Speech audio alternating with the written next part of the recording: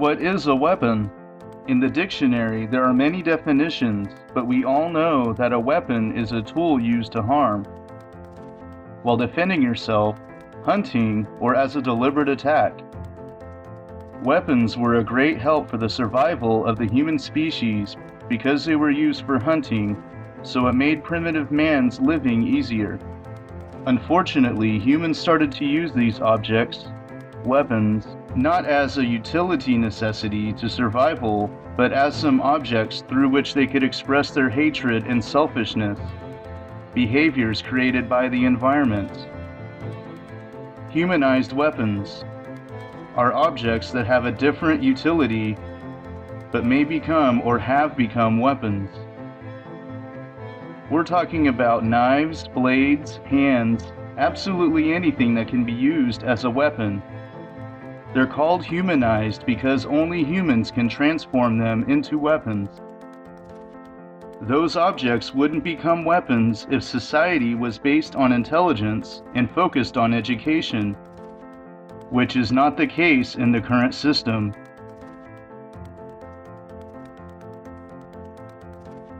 Weapons, objects, machinery specifically designed to hurt. Weapons are mainly focused on hurting human beings and not enough on hunting. Hunting is now an activity done for pleasure, a hobby, a form of entertainment.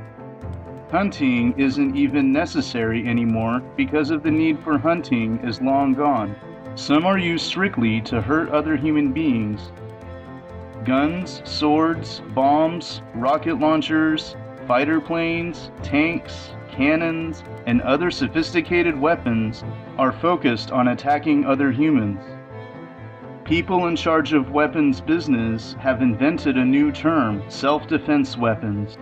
But they forgot that for self-defense weapons to exist, they need the other ones, pure weapons.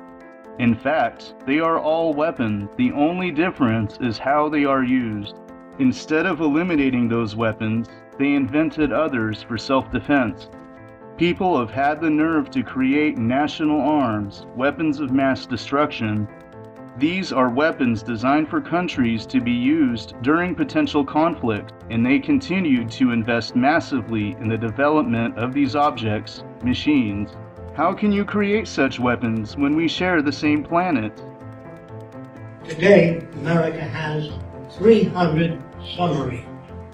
Each one, not according to me, according to the War Department, has more destructive power than all the wars in history on submarine. Now, where can you go with that? What can you accomplish? But there's a place for particular senators and government officials. They build a place under a mountain for them to go to in case of nuclear war. Well, there's 6 months' supply of food, water, all the necessities of life. What do you come out to? Ever think of that? Burnt out, radioactive wasted area? How stupid can you be? All laws come into existence because of scarcity. When there's scarcity of water, people will steal it, remove it, if not for themselves, for their children. So, all the laws in the world, but if you don't want people to steal water, you build an electric fence around the water. See? And this is the way you say, you don't need to put up a sign, don't steal water. But those people will die. So we don't want to do that. We don't want to build a fence around our country, say, this is the greatest country in the world, we're going to keep it that way. We depend on other countries. If we live to ourselves, I can assure you, we'll die of ourselves. Because if the Russians do nuclear testing and they dump radioactive stuff into the sea, or the Japanese, the world is one big place and the air moves around and the waters move. Therefore, living to yourself, your little isolated colony, your little culture that you want to build, your little city that you want to build of people with like-mindedness, all of that has no basis for survival. Now, as a normal person, you'll wonder what they are thinking and where could this lead. It's easy to solve the mystery of continued weapons development. We live in a monetary system that relies on consumers to function and on profit to evolve. How is the weapon business the most profitable business? It is normal for this industry to prosper, even though it represents a disgrace to the human species and is also a danger, possibly the greatest, because of the conflicting vested interests of countries and companies causing this conflict. An intelligence system could take back any weapon, and it would invent some strictly to protect the human race in case of alien invasion, although, if such a war would occur, we would have no chance because the attacking alien species should have much more advanced technology since they've succeeded in traveling to our planet. It was just an idea to keep the weapon concept.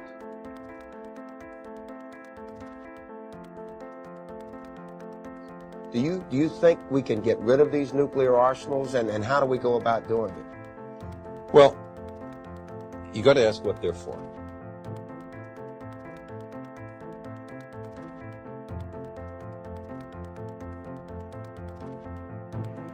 When man is educated and has access to abundance, food, comfort, technology, without the need for obedience, which is possible, then he would not need weapons, and the humanized weapons would not have reasons to be animated because there is no reason to attack anyone.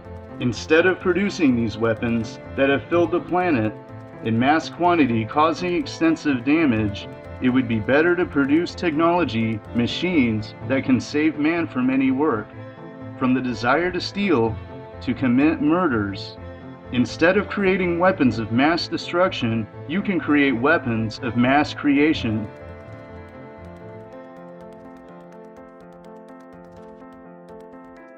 Wars represent people playing with guns on a massive scale. Ask yourself, when two or more countries are at war, who took this decision to kill each other? Did you vote for that? After all the countries are some imaginary delimitations. If I'm in one of these countries and I'm in danger, who's to blame? Who decides to declare war on a country? Do they understand what a country is? Who are those individuals that take action on behalf of everyone? And more importantly, what are they solving through this brutal act? There have been many wars over time. What was the result of these wars besides suffering and dead people?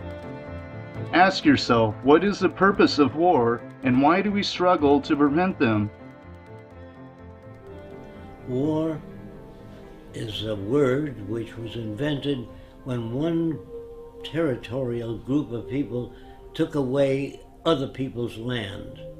They used force and violence, and war was the media for doing that. You shot other people, stole their women and their resources for your own gain. And nations have been at war ever since man invented weapons. And as long as you invent weapons, you can have war. And war is the means of protecting everything you've stolen from others. No nation starts out very big. They start out smaller and take land away from other people. And they don't take it by invitation. They weren't invited to take over the land. They took it by killing, force, and violence. And war is the most inappropriate way of solving the differences. That's why I'm against the Pentagon and the military, because they majorly should be concerned with how to bridge the difference and bring nations together toward a common purpose, namely taking care of the environment, one another, and restoring the damaged environment. That's what I'd like to see in military systems. I would like to see, instead of training millions of soldiers to be killing machines, I'd rather train them in being problem solvers. Send them back to school, teach them social science, social psychology, sociology, so they can add to the culture, not be destructive.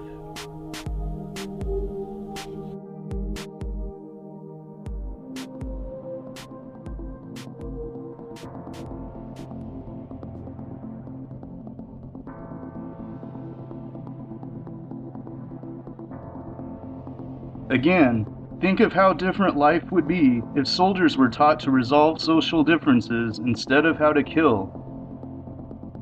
Personally, I would prefer to work so that soldiers can have all the comfort they need for free in order for them to help solve problems, to become problem solvers instead of creators. Who wouldn't wish that? Instead of a brutal intervention, beastly and with many deaths that ultimately doesn't solve anything, to have some extremely knowledgeable people part of an intervention that can alleviate and solve problems. Wars represent the ultimate failure of humans, where they cannot deal with the problems at hand, or they don't want to. And I tried hard to be proud of my service, but all I could feel was shame. And racism could no longer mask the reality of the occupation. These were people, these were human beings. I've since been plagued by guilt anytime I see an elderly man, like the one who couldn't walk, who we rolled onto a stretcher and told the Iraqi police to take him away. I feel guilt anytime I see a mother with her children, like the one who cried hysterically and screamed that we are worse than Saddam as we forced her from her home. I feel guilt anytime I see a young girl, like the one I grabbed by the arm and dragged into the street. We were told we were fighting terrorists. The real terrorist was me, and the real terrorism is this occupation. Racism within the military has long been an important tool to justify the destruction and occupation of another country. It has long been used to justify the killing, subjugation, and torture of another people. Racism is a vital weapon employed by this government. It is a more important weapon than a rifle, a tank, a bomber, or a battleship. It is more destructive than an artillery shell, or a bunker buster, or a Tomahawk missile. While all those weapons are created and owned by this government, they are harmless without people willing to use them. Those who send us to war do not have to pull a trigger or lob a mortar round. They do not have to fight the war, they merely have to sell the war. They need a public who is willing to send their soldiers into harm's way. They need soldiers who are willing to kill and be killed without question. They can spend millions on a single bomb, but that bomb only becomes a weapon when the ranks of the military are willing to follow orders to use it. They can send every last soldier anywhere on earth, but there will only be a war if soldiers are willing to fight. And the ruling class, the billionaires who profit from human suffering, care only about expanding their wealth, controlling the world economy. Understand that their power lies only in their ability to convince us that war, oppression, and exploitation is in our interest. They understand that their wealth is dependent on their ability to convince the working class to die to control the market of another country. And convincing us to kill and die is based on their ability to make us think that we are somehow superior. Soldiers, sailors, Marines, airmen have nothing to gain from this occupation. The vast majority of people living in the U.S. have nothing to gain from this occupation. In fact, not only do we have nothing to gain, but we suffer more because of it. We lose limbs, endure trauma, and give our lives. Our families have to watch flag-draped coffins lowered into the earth. Millions in this country without health care, jobs, or access to education must watch this government squander over $450 million a day on this occupation.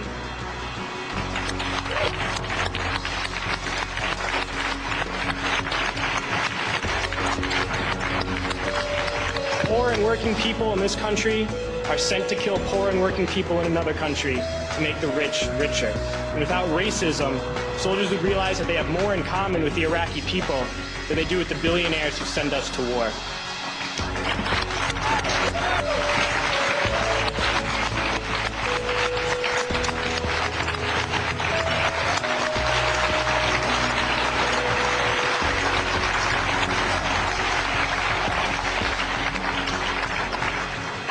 I threw families onto the street in Iraq, only to come home and find families thrown onto the street in this country, in this tragic and unnecessary foreclosure crisis.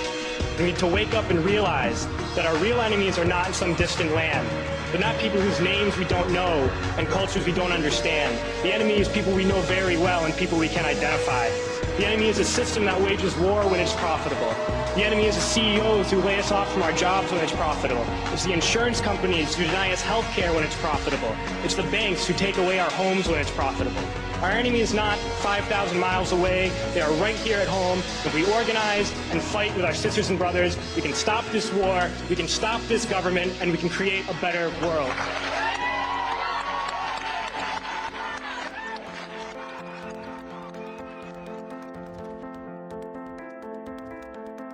The killing of Osama bin Laden is a failure to me, because the negative retroaction of that will be enormous. The amount of hatred and people that will die as a result of that. So the killing of one man never destroys a value system. It destroys that person. But the value system goes on. Racism, bigotry, stupidity are part of the problem. Stupidity means lack of information regarding certain types of problems. If you start killing people, you'll always have people you want to kill.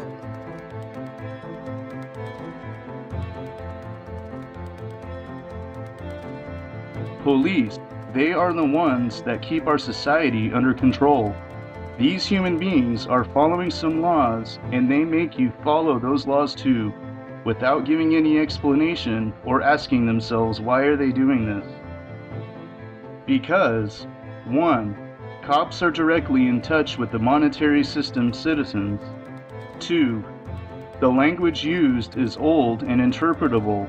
3. A policeman's status makes him behave violently, even if he doesn't want to. We have shown in the prison experiment what such a job can make you do. 4. Laws are fixed for an unequal society. 5. Citizens are obedient in front of authority. 6. The policeman represents a trade, and we saw that the job is just a form of slavery dressed in bright colors.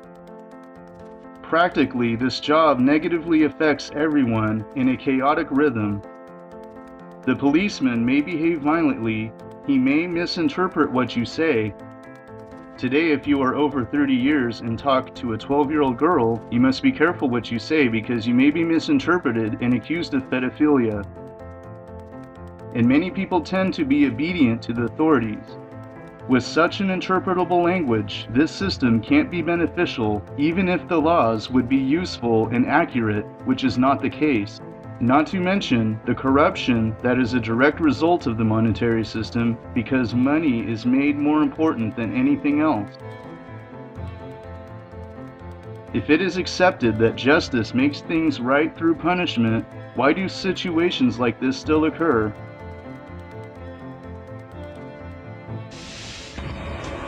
It's April 17, 2005. At police headquarters in Providence, Rhode Island, 26-year-old Esteban Carpio is being questioned about the murder of an elderly woman. Suddenly, Carpio grabs Detective Jim Allen's gun and shoots him at point-blank range in the face. As Allen lays dying, Carpio leaps from a third-floor window and attempts to escape. He is captured only a few blocks from police headquarters, and when he appears at his arraignment, the extent of his injuries stuns the courtroom.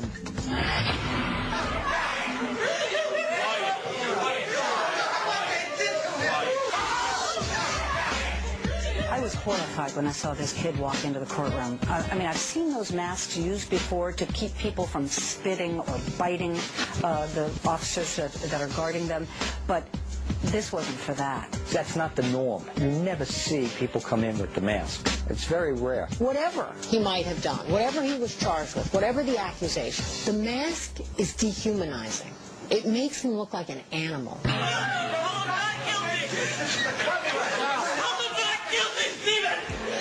I mean, that looks to me almost like brain damage time. You know, with the way the forehead is so swollen, eyes are like covered in wax almost. But it's really just his skin. This kid took quite a beating. If you look at a before picture and an after, you can't recognize him, and it's no wonder his family reacts the way they do. And it was very obvious that the reason why I was wearing that is because the cops decided to take justice into their own hands before he ever entered the courtroom. Police brutality!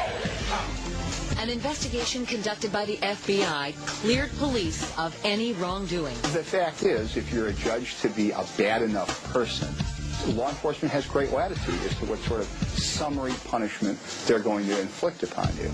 In October 2006, Carpio showed up in court again, this time without the mask. He was sentenced to life without the possibility of parole. And do not forget that increasingly more private companies employ people as personal police or private security to protect personal rights, laws of that company.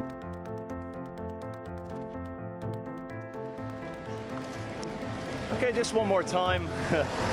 In central London, we're outside the Shell headquarters, the British headquarters of Shell.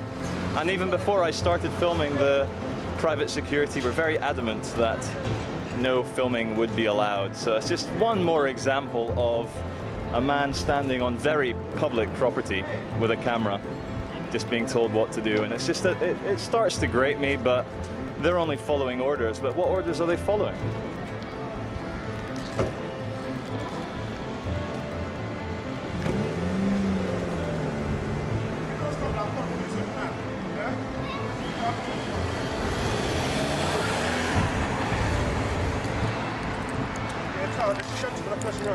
Filming the building. I've advised him not to, and he's carried on filming. The thing is, we're in a public area. I don't give a shit, mate. You're not allowed, yeah? I advise you, you're not allowed to film the thing. Did you just swear at me? You just stood there and said, when I told you, you're not allowed, yeah? Yeah. You just stood there and said, I'm doing it. I don't give a damn, I'm doing it, yeah? No, I didn't say I don't give a damn, did I? No, well, you got it yourself, you film it, yeah? Yeah, the thing is, I'm a public area. Well, stand there and Are you a policeman yourself, sir? If I was a policeman, I would have arrested you. I'm not a policeman. You would have arrested me? Yeah, if I was... Under what charge? What would you have arrested me under? Just stand there for me. You've asked me to stay here. I'm not going to obey you.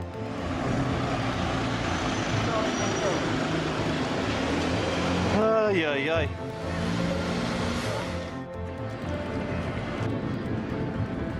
I'm sure you all know this, but Shell is a big oil company, of course. And this is a public area, this is a public sidewalk. We're here by the, what's this thing called? The big wheel, the London Eye. And if you want to film the outside of a building in a public area in London, you're allowed to do so. You're fully allowed to do so. And my dad used to work for Shell.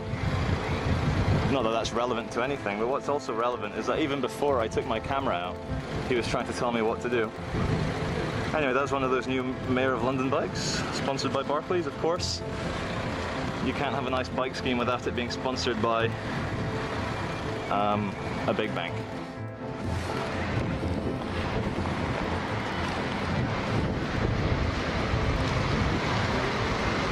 Where's the policeman? Oh, maybe you're allowed to film in a public area. Maybe you're not allowed to tell me what to do. Go away with your sarcastic remarks. Maybe you're not allowed to tell me what to do. I'm not interested in your sarcastic remarks. You think you get a fluorescent jacket and a little radio and you can actually tell normal people what to do? Stand there. Dude, this is a public area. I'm in a public area. Why are you pointing the camera at me for? Because you told me not to, and you've got no right to tell me what to do, have you? Have you? Come on, admit it. You've got no right to tell anyone what to do. Hi, sir. How are you? You do not have the right to tell normal people walking past what to film, do you? Hiya, how's it going? No, but he was shouting at me. I was across the street. I've been walking around London all... Anyway, I'm filming for my protection, for evidence. Walking around, my dad used to work for Shell. My dad's a harbour pilot. He used to park ships for Shell in Japan. I got my camera out to go, oh look, Shell headquarters. This man, you, started telling me what to do. I am a normal human being in a public area. I can film any building I want. And he threatened me with police. Do you realize how annoying it is to be told what to do by someone, a little jumped up security officer in a fluorescent jacket? Hey, he was abusive to me. He was abusive to me. He swore at me twice. I've got it on video. So, like, the thing is, he threatened me with arrest. Sorry? Do you want to show me that? No, because it's like 10 minutes ago. But he threatened me with arrest. Anyway, this is all going to go on YouTube, because I have a YouTube channel. And it's all about, yeah, but the thing is though, maybe you should retrain your staff not to shout at people across the street telling them what to do. But why are you shouting at me? No, I do. Raising my voice. Do you know why you shouting? Okay, I apologise. I am actually quite worked up. Yeah, I'm worked up. I'm not shouting at you. Do you realise why? Yeah. He came over and asked you. He didn't come over and ask me. He came over and told me that you're not allowed to film this building. And I'm one of these human beings that when I'm told what I'm not allowed to do, of course I'll do it when I know I'm not breaking the law. Let's turn off your button lower. I'll explain to you the reason. If you want to turn that off, I'll explain to you the reason. We're in a public area. Like, if you want to explain it to me officially. No? Why not? Why not? One of your staff, who you're defending, has just told me I'm not allowed to do something. Oh, am I allowed to do it now? Oh, am I allowed to film the building now? Oh, are you going to still tell me what to do? You jumped up little security guard trying to tell human beings what to do in a public area. You're making a fool of yourself there. Well,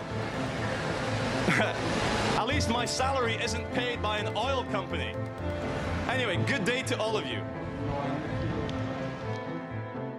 It's sad to think that people, policemen, really want to do justice, to help people, but unfortunately they never think about what laws actually are. Why should police enforce them, or who gives them orders? People want to do things right, but they are misdirected. Weapons, army and policemen maintain an established society. So how can they work for people?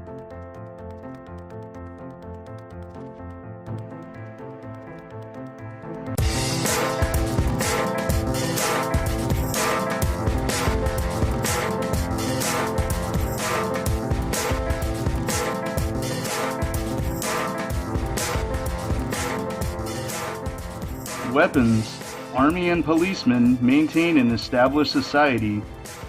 So, this is against progress and evolution. As there are no bad people with bad intentions, but only a harmful environment that pushes people towards such behavior. These organizations no longer have any purpose in an environment that caters for everyone. Some people and organizations that want to make so-called justice should promote a system that advocates equality between people, a system based on planetary resources, a system where goods and services are abundant, a system based on proper education and free access to any information, because in such a system, justice is its foundation. In order to achieve these goals, such an organization must be armed with the ability to solve problems. So, there would be no need for weapons. A society based on planetary resources, where goods and services are abundant, leads directly to a more free and equal society. There would be no need for police, army, or weapons in such a society. In a society of educated people with no reason to commit any crime, for what we would need the police? Who would join an army? Who would animate the weapons? So, the solutions would be proper education and abundance, leading to weapons, army or police, being unnecessary. But such a society is not compatible with the monetary system.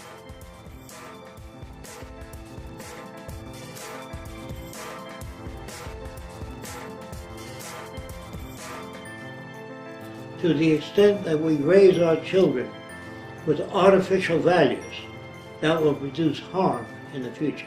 You think, well, they're only children. I don't think it's that necessary. Well, war, guns, possession of guns are partly nurtured by our culture. And guns give people a sense of power, a false sense of power.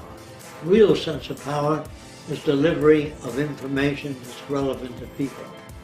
Well, of course, you don't sense it right away. You don't feel a glorious feeling doing that. But really, it's a long-term investment. And all short-term investments may appear to solve problems, but they only perpetuate problems into the future.